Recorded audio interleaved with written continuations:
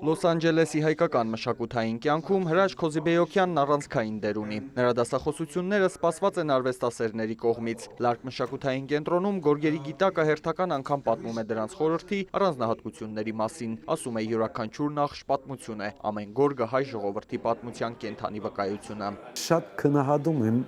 ներկա սերունդի հետաքրքրությունը եւ գկաչալերեմ ունին հետաքրքիր են, ուզում են սովորել, ուզում են իմանալ։ Թշպախտաբար բավարար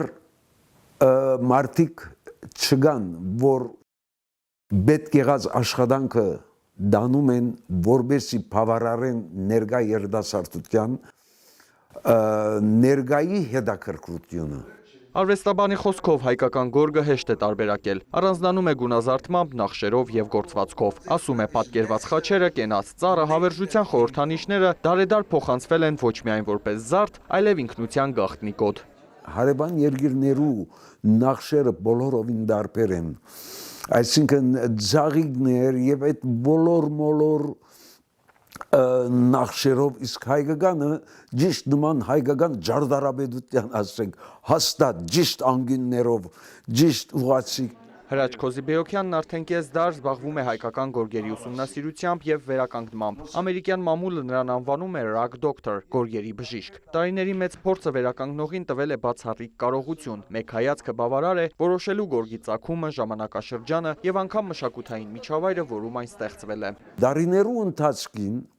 երբ սկսա տեսնել պատմական Հայաստանի դարբեր մարզերու գորգեր,